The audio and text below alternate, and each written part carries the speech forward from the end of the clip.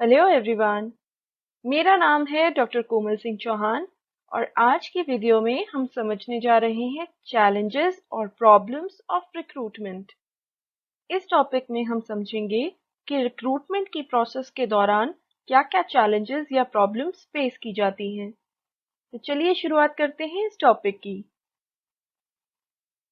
Recruitment is a long process, so there are several challenges that this process faces. Recruitment एक बहुत ही लंबी प्रक्रिया है।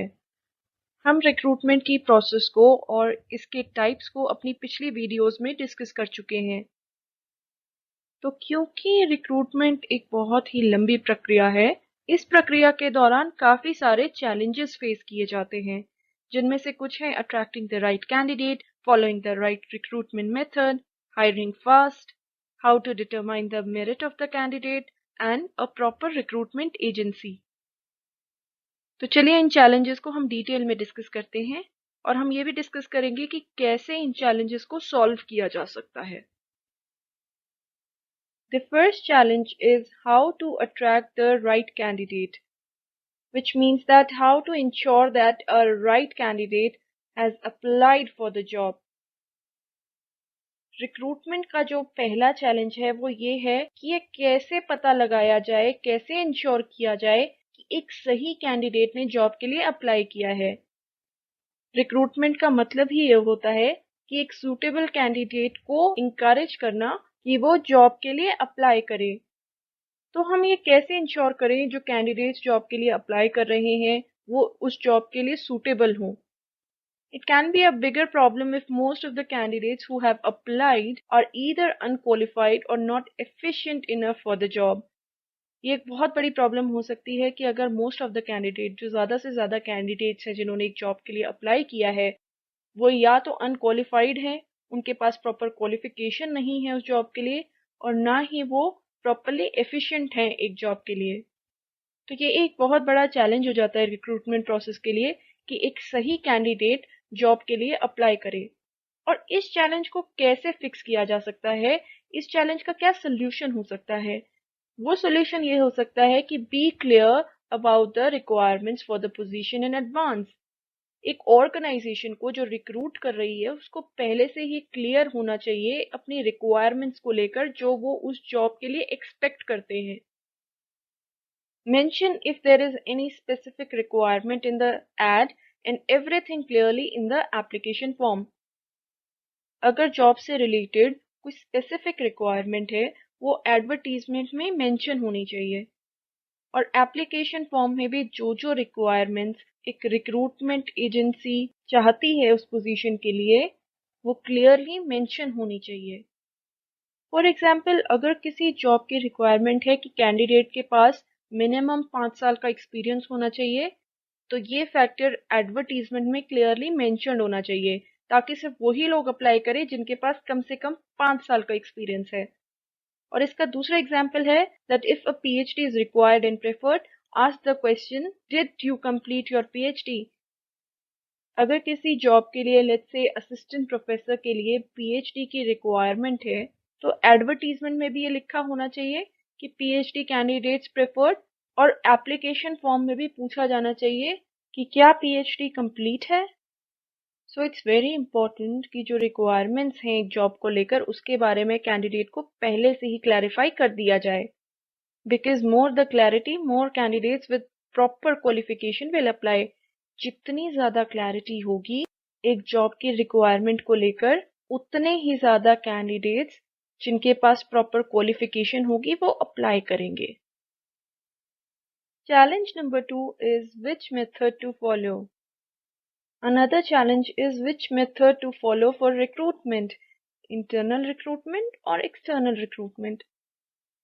टाइप्स ऑफ रिक्रूटमेंट वाली वीडियो में हम डिस्कस कर चुके हैं कि रिक्रूटमेंट की कई मेथड्स होते हैं। रिक्रूटमेंट से रिलेटेड अगला चैलेंज ये है कि रिक्रूटमेंट के लिए कौन से मेथड को फॉलो किया जाए, इंटरनल या आंतरिक रिक्रूटमेंट को, या एक्सटर्नल या भर्ती की बाह्य प्रक्रिया को। ये दोनों ही मेथड्स ऑफ रिक्रूटमेंट हम अपनी टाइप्स ऑफ रिक्रूटमेंट वाली वीडियो में डिस्कस कर चुके हैं, and we also know that both methods have their own pros and cons. उस वीडियो में हमने ये भी डिस्कस किया था कि इंटरनल और एक्सटर्नल मेथड दोनों के ही अपने प्रोज होते हैं, अपनी एडवांटेजेस होती हैं और कॉन्स होते हैं, डिसएडवांटेजेस भी होती हैं। एक ऑर्गेनाइजेशन के लिए ये एक चैलेंज बन जाता है उसे कौन सी प्रक्रिया को फॉलो करना चाहिए। क्या उन्हें इंटरनल रिक्रूटमेंट को फॉलो करना चाहिए या उन्हें एक्सटर्नल रिक्रूटमेंट को फॉलो करना चाहिए।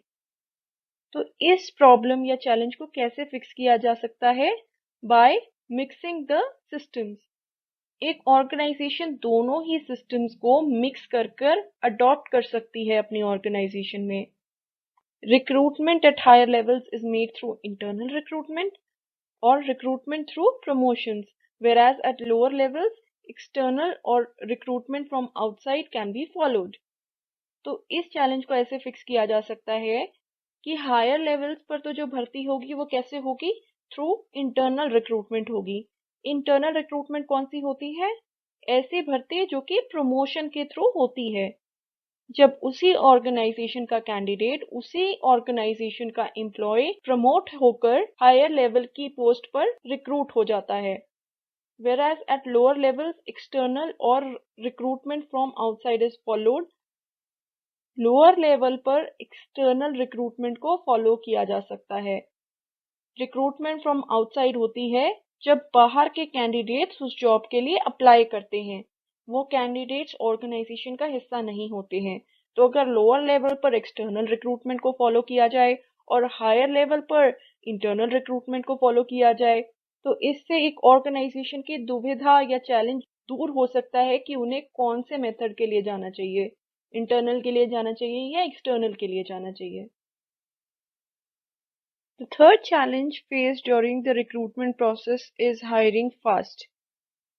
Recruitment is a time-taking process as it involves several steps from advertisement to scrutinization, from examination to appointment. तीसरा चैलेंज जो फेस किया जाता है रिक्रूटमेंट प्रोसेस के दौरान वो ये है कि कैसे कैंडिडेट को जल्दी से जल्दी हायर किया जाए, कैसे उससे जल्दी से जल्दी जॉब को ज्वाइन करवाया जाए। क्योंकि जो रिक्रूटमेंट है वो एक बहुत ही टाइम टेकिंग प्रोसेस है, इसमें बहुत सारे स्टेप्स होते हैं जो कि हम प्रोसेस ऑफ रिक्रूटमेंट वाली वीडियो में भी डिस्कस कर चुके हैं। और उनमें से कुछ स्टेप्स होते हैं एडवर्टीजमेंट, स्क्रूटिनाइजेशन, एग्जामिनेशन करवाना एंड अपॉइंटमेंट या नियुक्ति। तो इन स्टेप्स की वजह से बहुत टाइम लग जाता है रिक्रूटमेंट की पूरी प्रोसेस को कंप्लीट होने में। तो कैसे इस चैलेंज को सॉल्व किया जा सकता है ताकि एक कैंडिडेट को जल्द से जल्द हायर किया जा सके एक पोस्ट के लिए?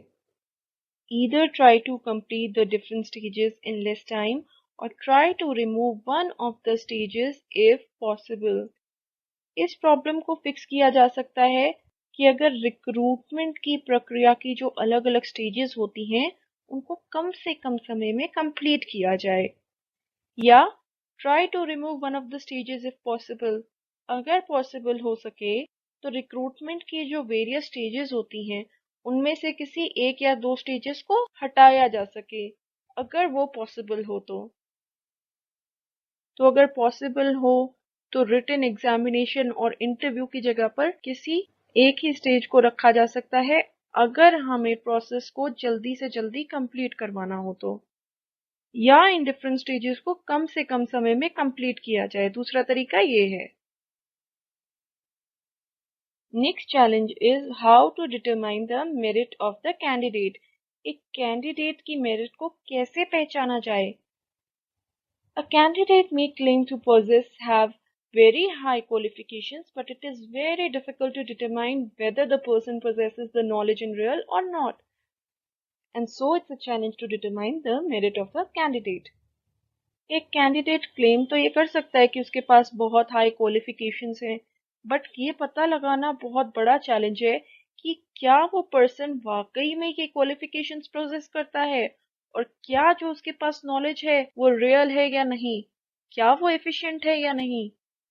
तो कैंडिडेट की मेरिट का पता लगाना एक चैलेंज बन जाता है, और इस चैलेंज को कैसे फिक्स किया जा सकता है? Various methods are employed to determine the merit of the candidate, like conducting examinations, interviews, or performing demonstrations। अलग अलग तरीकों के मेथड्स यूज किए जाते हैं ऑर्गेनाइजेशन द्वारा रिक्रूटमेंट प्रोसेस के दौरान, ये पहचानने के लिए, ये पता लगाने के लिए कि कैंडिडेट वाकई में एक मेरिट प्रोसेस करता है या नहीं करता है। और वो कुछ मेथड्स होते हैं जैसे कि एग्जाम्स कंडक्ट कराना। वो एग्जामिनेशन एक short answer type question form में भी हो सकता है, एमसीक्यूज की फॉर्म में भी हो सकता है, या ऐसे टाइप क्वेश्चंस की फॉर्म में भी हो सकता है।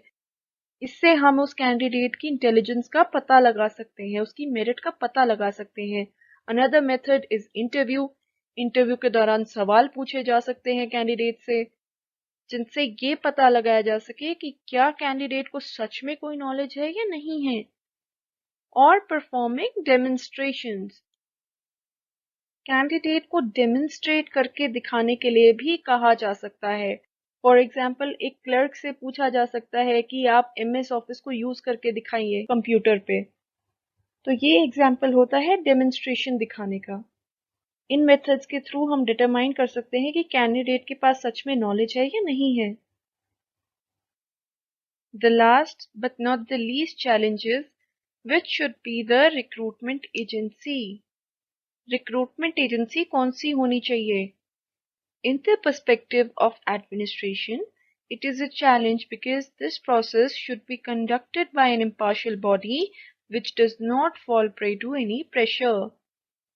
एडमिनिस्ट्रेशन के पर्सपेक्टिव में अगर हम बात करें तो ये एक चैलेंज हो जाता है भर्ती की प्रक्रिया को एक ऐसी बॉडी द्वारा कंडक्ट करवाना जो कि इम्पार्शियल हो, जो कि किसी के प्रेशर में ना आए।